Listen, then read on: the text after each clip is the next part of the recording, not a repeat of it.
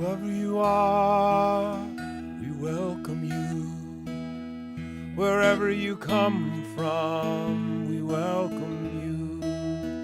Whomever you love, we welcome you. Whoever you are, we welcome you. Wherever you come from, we welcome you. Whomever you love, we welcome you. Whoever you are, we welcome you. Wherever you come from, we welcome you. Whomever you love, we welcome you. Whoever you are, we welcome you. Wherever you come from, we welcome you. Whomever you love, we welcome you. Whomever you love, we welcome you.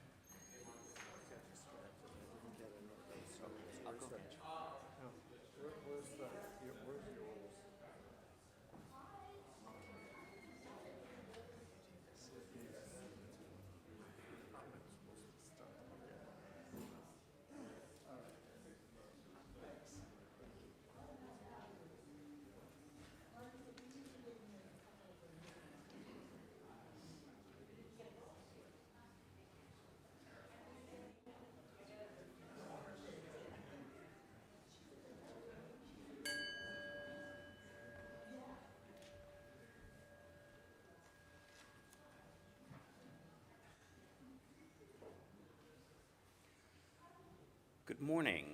My name is Alex Cotter, and my pronouns are he and him. I am a member of the Worship and Music Committee, and I am your worship associate this morning. I am delighted to welcome you here, whether you are visiting this morning or a regular member. Please check with a greeter if you have any questions. Today, we acknowledge that we are located in a place that was once the Wampanoag village of Patuxent. We strive to follow their example and be faithful stewards of this sacred land. Our service is recorded. The recording will end prior to our candles of joys and concerns so that we can speak more candidly and personally as a community. Thank you, Lydia Robertson, for filming our service. Our service today is presented by the Reverend Art Lavoie. Our live music is offered by Emily Browder Melville, our music director. A Time for All Ages will be led by the Reverend Art Lavoie. Because our services vary from week to week, we suggest that you visit us again to experience the variety of worship that we offer. For those looking for restrooms, please take the front stairs down to the foyer, around the corner to the left, and down another short flight of stairs. We have signs up as well. And so you want to go out this door back here. We invite you to join us for fellowship and refreshments in the Parish House just up the hill after the service. Whoever you are, whomever you love, whatever you believe, wherever you are on your spiritual journey, let us walk together this hour.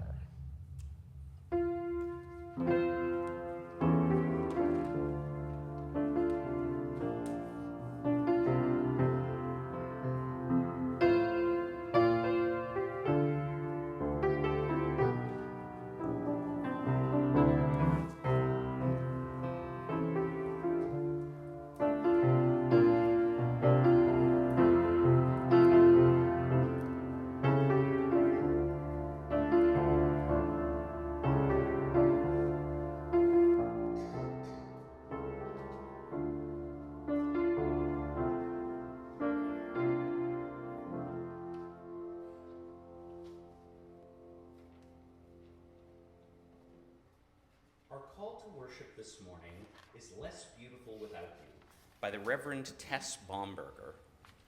This place would be less beautiful without you.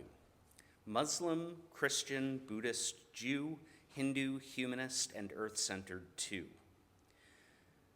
This place would be less beautiful without you, your heart honed by hardship, grief, illness, seeking solace and comfort here among us. This place would be less beautiful without you, filled with joy and gratitude, seeking celebration of life's bounty. This place would be less beautiful without you, curious, inquisitive, asking questions, seeking transformations, emerging from within. This place would be less beautiful without you, striving to resist a world that tells us we are so much less than we can truly be. This place would be less beautiful without each of us, born here in this morning to seek heaven's fire in each other's souls, our own flames rising to meet. Please join in body or spirit for hymn number 155, Circle Around for Freedom. The choir will sing it through once to introduce you, and then if you all will sing it with us twice.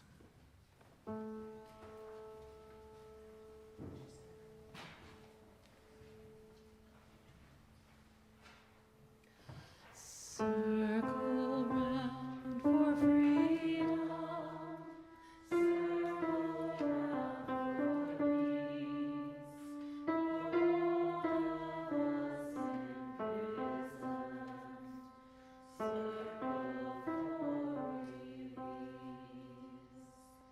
For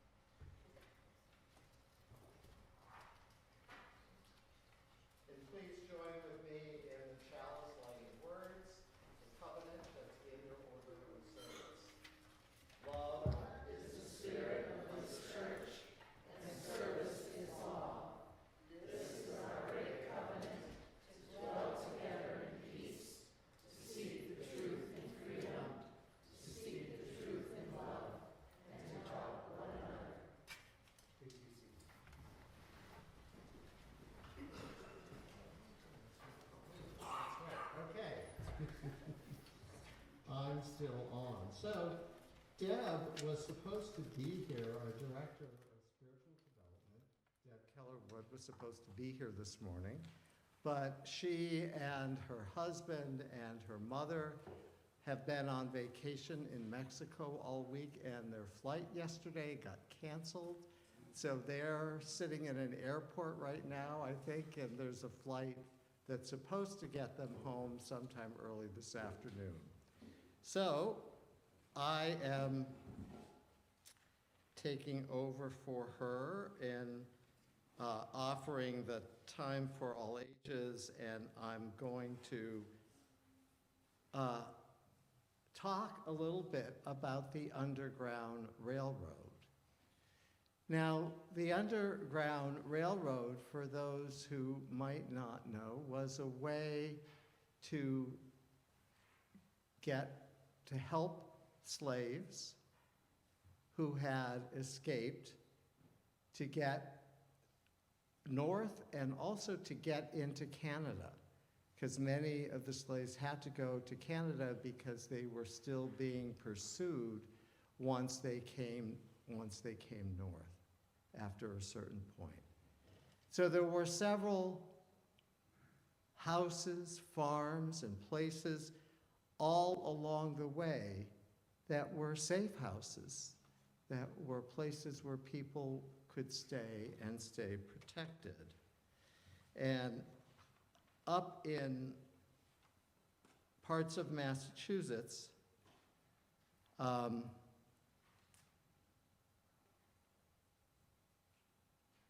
there were several places, and one of which, Deb wrote me a text and she said, I lived next to a house in Upton with an underground, does anybody know where Upton is? It's out there somewhere, right? So kind of north central Massachusetts-ish.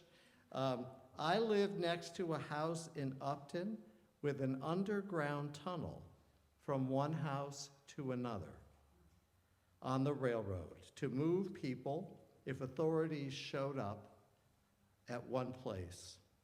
In Harvard, the barn of the house I lived in was used to hide people until dark, and then they were moved to a cave at the town pond until it was safe to move them further to Canada, toward Canada.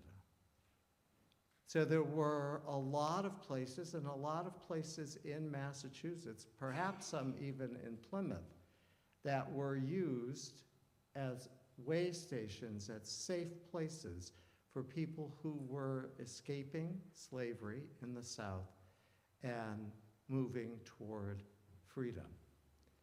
Kind of loosely organized, but kind of well enough organized that people knew where the next stop was and where to take people and how to guide people forward. So, part of the question I will be asking in today's sermon is, what is the equivalent of the Underground Railroad for us today?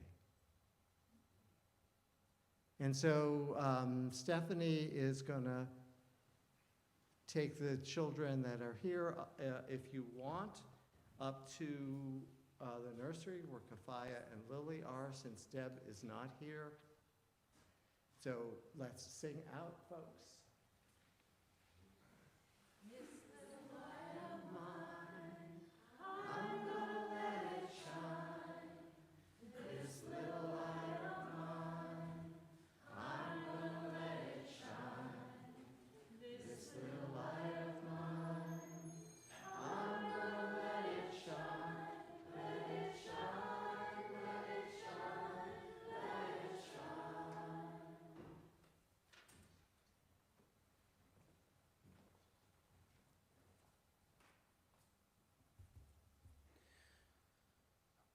Our reading this morning is a letter to America by Francisco X.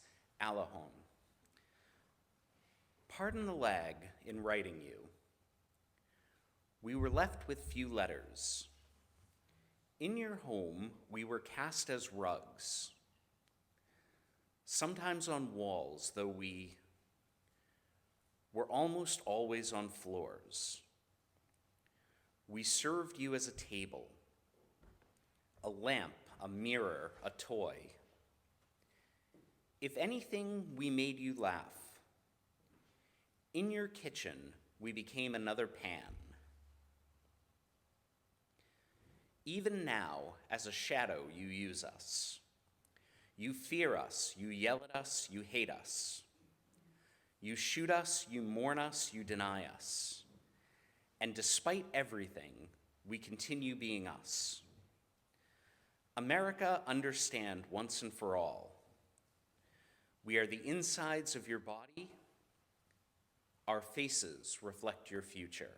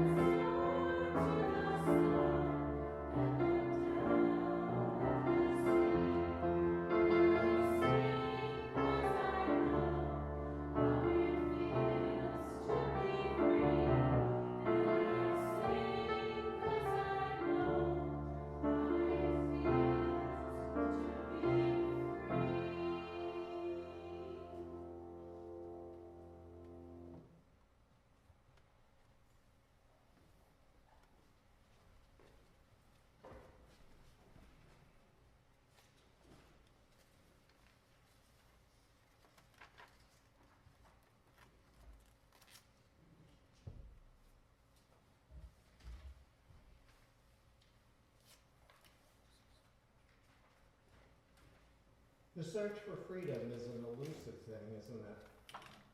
Means different things to different people, depending on what the circumstances is of our lives at any given moment.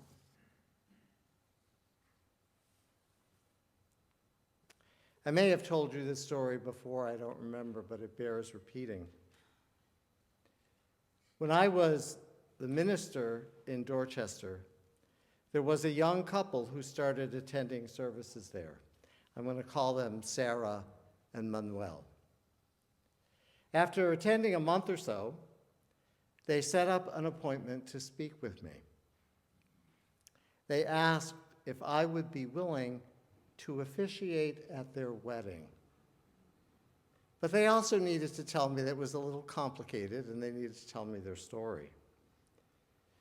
Sarah was white Irish and grew up in central Massachusetts, one of those little towns along Route 2, I don't remember which one. Manuel was born in Chile and came to the United States illegally with his parents, his older sister, and younger brother when he was a child. When the DACA program was started, that's the program to benefit children who were brought here by their parents, Manuel was just a bit too old to fit the criteria, whereas his younger brother was able to get into the DACA program. Sarah and Manuel met just out of college when they were both working on immigration issues in Washington, D.C. They started dating and fell in love. They started attending our large Unitarian Universalist congregation, All Souls, in D.C. while they lived there. Unfortunately, Manuel was arrested due to his immigration status. He was fitted with a tracking ankle bracelet while awaiting a deportation hearing. They quickly made plans to marry, have just a kind of city hall wedding so that he might be able to stay.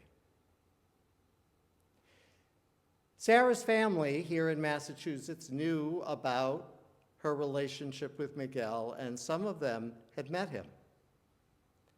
But they didn't know about his immigration status. Just before the City Hall wedding, Sarah traveled home to tell her family the whole story.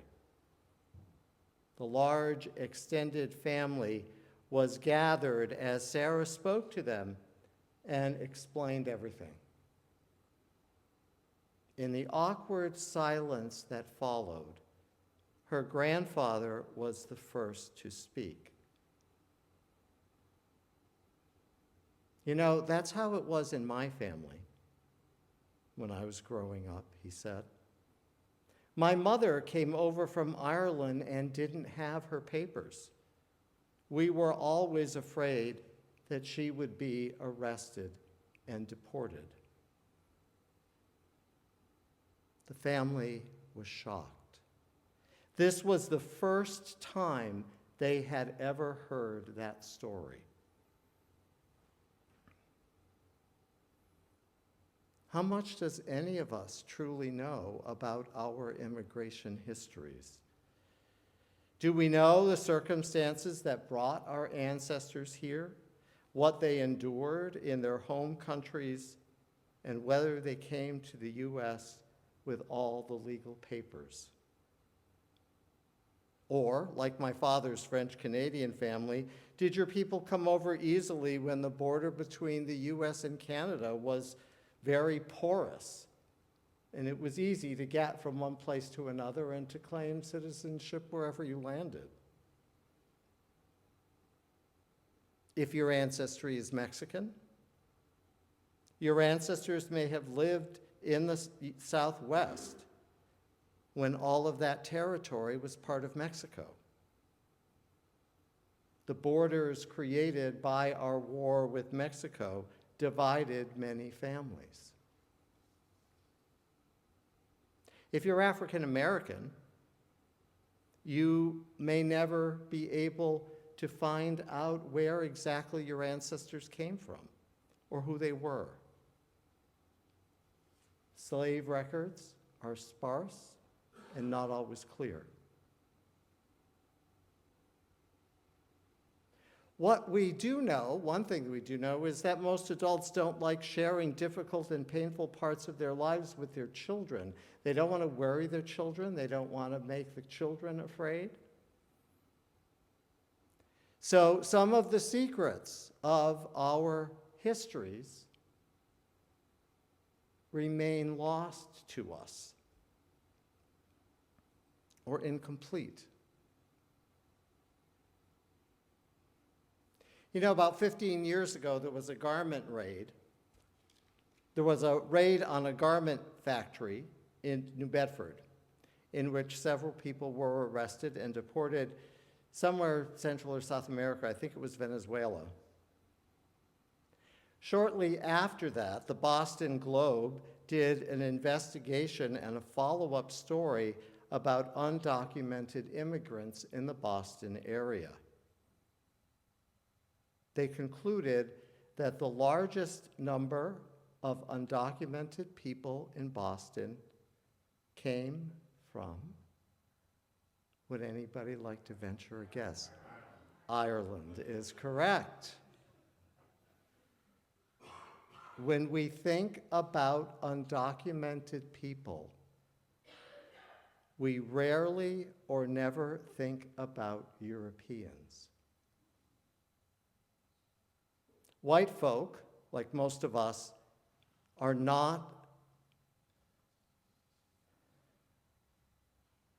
don't have an accurate perception of who might be here legally.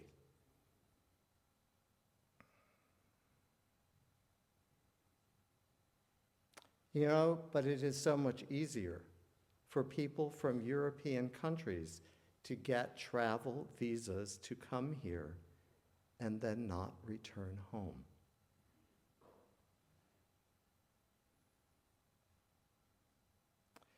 I'd like us to pause for a couple of minutes. I'd like everyone to try and think about, try to remember what you know about your own immigration histories.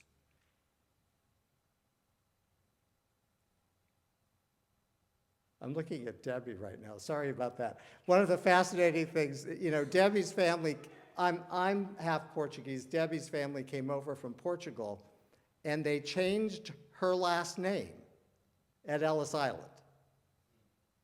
So Marshall is not a good Portuguese name. No. So that's some of what we lose throughout history as we lose track of our roots. So I'd like us to take a minute or two and just, what is it that you know about your immigration history? What are the struggles and joys of your ancestors? Do you know the hardships they might have endured?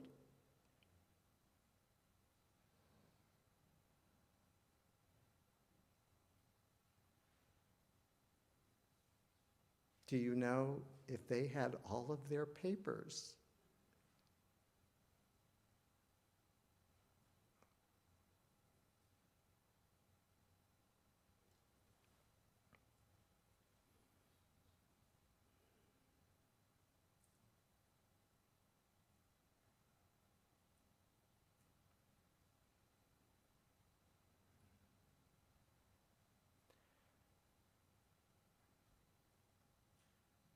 Our liturgical theme for this month, the month of February, is the practice of inclusion. I appreciate that this year's themes begin with the phrase, the practice of. I think it deepens our exploration of a theme to see the themes as values that we strive to put into practice and not just ideas that we want to discuss. But in order for us to be more inclusive, we have to know as much as we can about who we are, about what are the things that stand in our way of including another person? Are we holding on to some prejudices about people from different countries, different backgrounds, different sexual identities, ages? We can't be inclusive if we don't know what are the blockages in our own psyches. The practice of inclusion is not only the ability to welcome people who are different into our lives or into our church community. It also involves being inquisitive about their lives, about their stories, genuinely wanting to know about the lives and experiences of people who are not like us. And also know that we are all being enriched by the sharing of our stories, our hopes, and our fears with each other. Yesterday afternoon, several of us participated in the African American History Tour of downtown Plymouth that was led by Donna Curtin, Executive Director of the Pilgrim Hall Museum. It was fascinating and enlightening.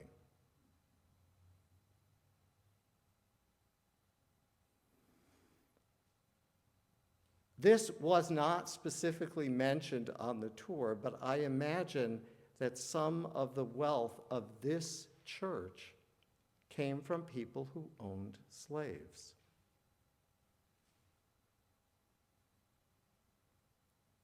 We learned, for example, that the Spooner family had slaves, and the Spooner family left the endowment that pays for most of our music program.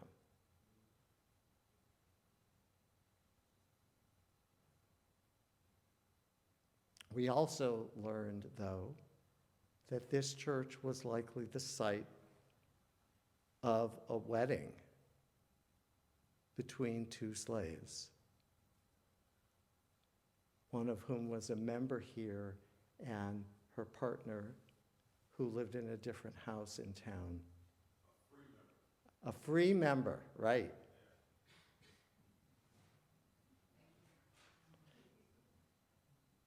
There was a couple that made sure to secure the freedom of their children by getting them into apprenticeships, even while they were still enslaved here in town.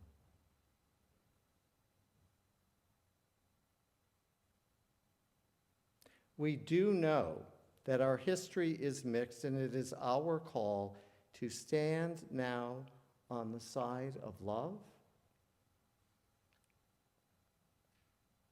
and the side of the history that lifts up freedom and justice for everyone. Now, some of us may know Cynthia Erivo because of her brilliant portrayal as the Wicked Witch in the movie Wicked. I first knew her from the 2019 movie Harriet, in which she played the titular character, Harriet Tubman. If you haven't seen that movie, find it, watch it, it's amazing. It's a brilliant film, and Erivo was nominated for the Best Actress Academy Award for her portrayal. There is one scene in that film that makes me think of what is happening today.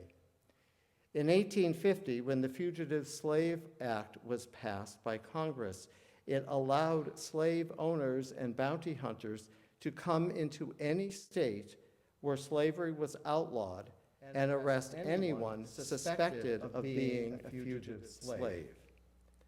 By this act, local law enforcement was not allowed to interfere with these arrests, which many of them had previously done. The city of Philadelphia, which is fairly close to Maryland, a slave state. Now, Philadelphia is where many slaves landed, and where Harriet Tubman lived for a while. The film in one scene portrays the chaos and terror on the streets of Philadelphia the day the fugitive slave law took effect. Dozens of bounty hunters were pulling people off the street because they may have fit the description of someone they were looking for. It was one of the most terrifying and gut-wrenching scenes in that film for me.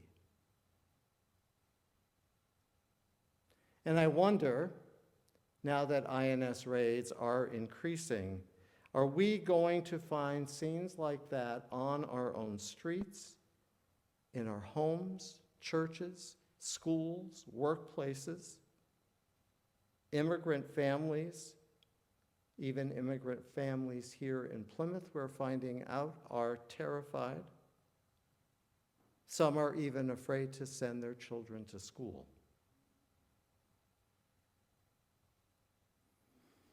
And of course, we know that it is people of color who are on the INS hit list.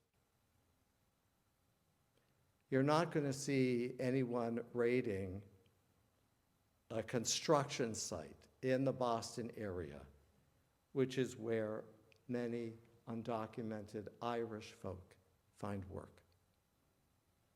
Ain't going to see that. I'd like to add here that I don't object to people being deported who are accused of committing violent crimes. But I think it is immoral and should be illegal to deport people without due process.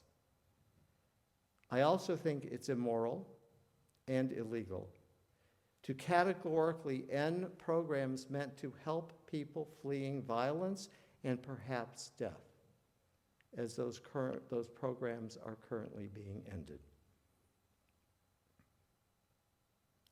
The Underground Railroad was a way of providing safe passage towards some kind of freedom for people in need. What will be the Underground Railroad of our day? How will we be called upon to respond? There are systems now in place to provide women with health care and abortion care in places where that's not allowed. Healthcare systems in states that provide trans health care are raising money to bring trans folk here to Boston and other places where they can receive the care they are being denied in their home state. Another kind of underground railroad that is happening.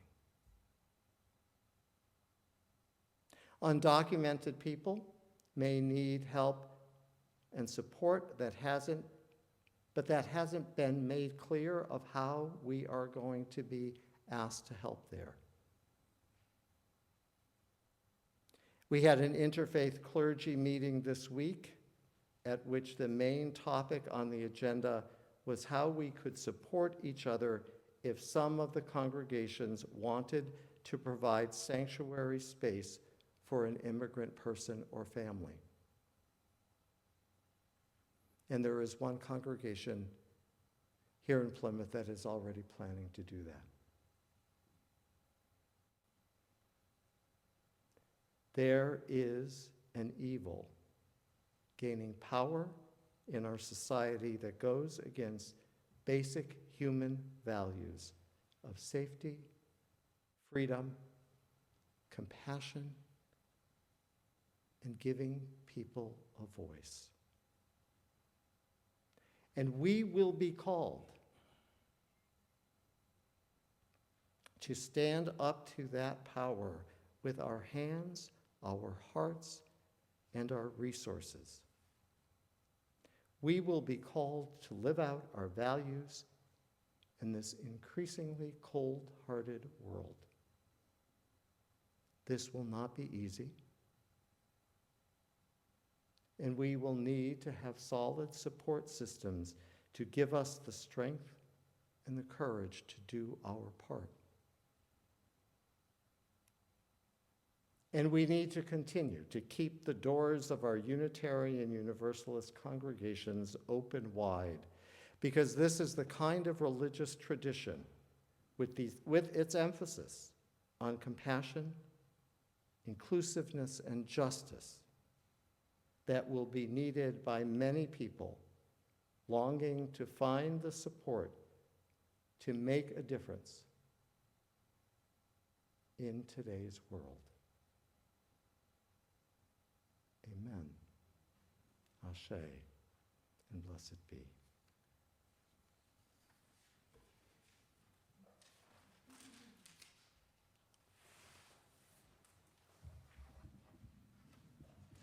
I invite people to rise in body or spirit. Number 1035 in the teal hymnal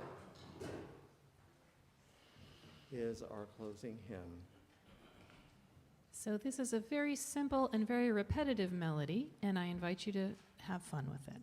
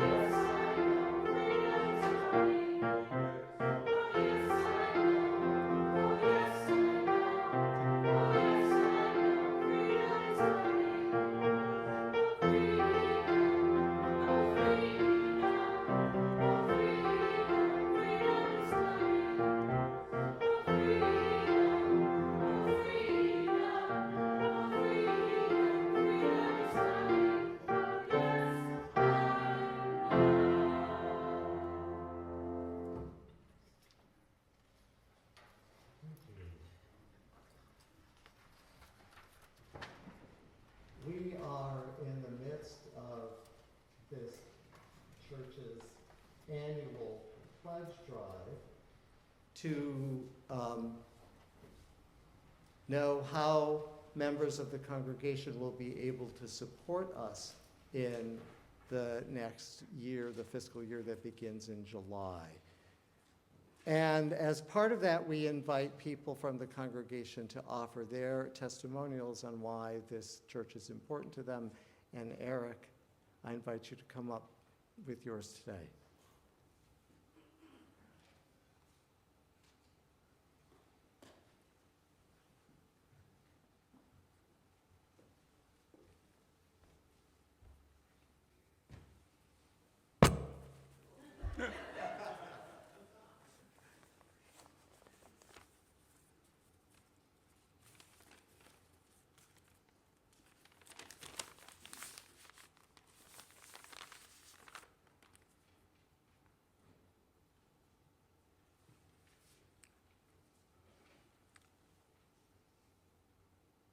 I hadn't planned to digress at all, but I think I will in a couple of places here because of Art's message. It's very inspiring, and I think it's actually kind of a fit for my journey in my life.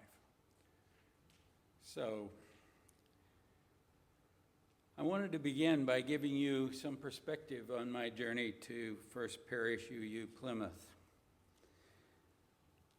I was born and grew up in a small farming community of 1,000 people in central Illinois. My wife, who many of you know, my wife Ann, was born 5 months after I was. And she was born in an even smaller farming community of 300 people down the road, 6 miles from our farm. We went to separate high schools with 85 and 87 students in each school, which eventually consolidated during our senior years. We even went to high school. We met in high school and went to junior and senior proms together. The largest churches in our communities were two Christian churches, which are somewhat similar to the congregational churches here in New England, and two Mennonite churches, which of course had previously split off from the Amish church. As you might imagine, we lived in a conservative culture where serving others, most of whom had similar family and cultural backgrounds as we did, and that was a fundamental part of our community norms and expectations. Fast forward to university, where Ann and I stayed in touch, studied education, and eventually got married prior to our senior year at university. And then after graduation, we once again found teaching positions in small farming communities nearby.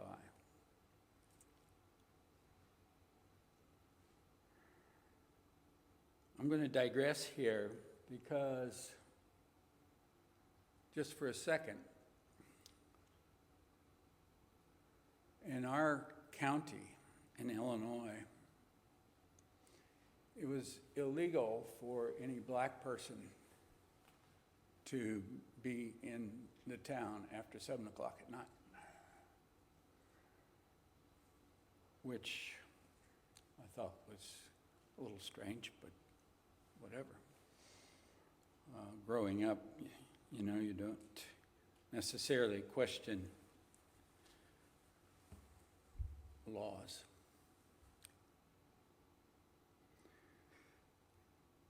So after our first year teaching in these two small farming communities,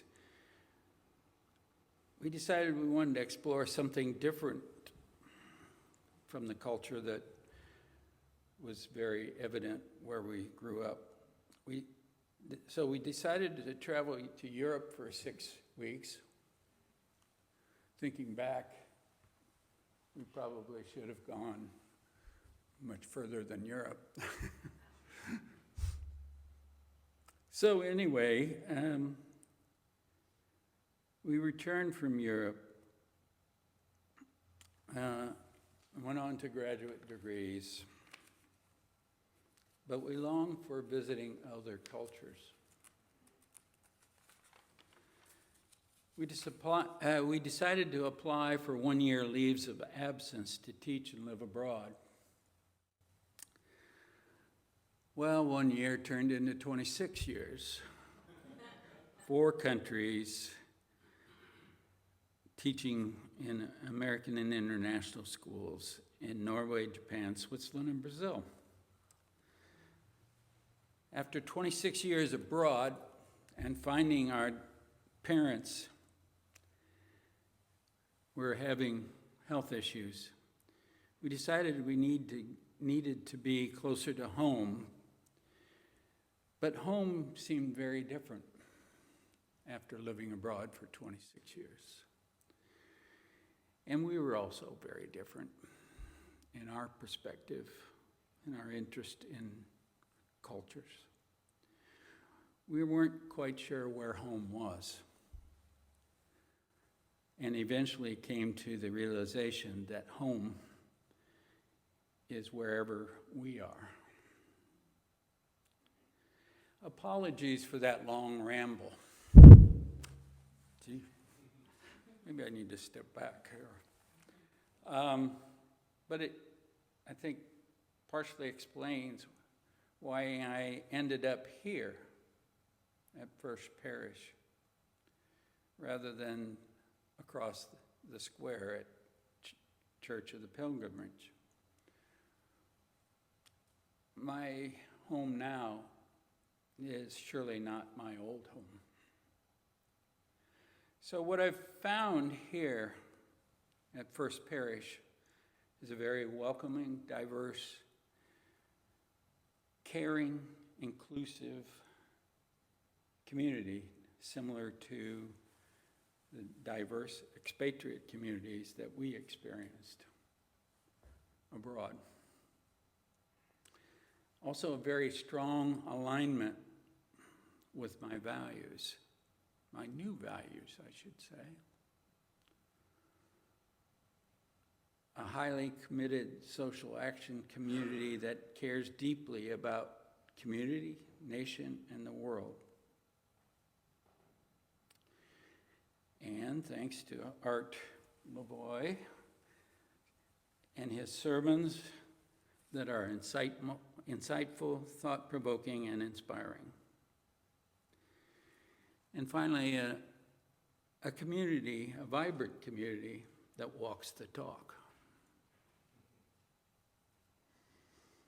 So, there were so many things in Art's sermon today that really hit home for me. So in closing, I want to emphasize that I'm very willing to pledge my personal resources to support this important community in Plymouth. And I also hope you are too. So, this has been a time of reflection, and I'm thankful for that opportunity. I think it's really come home to me why I'm here. And I hope that many of you find a similar feeling. Thank you. Thank you, Eric.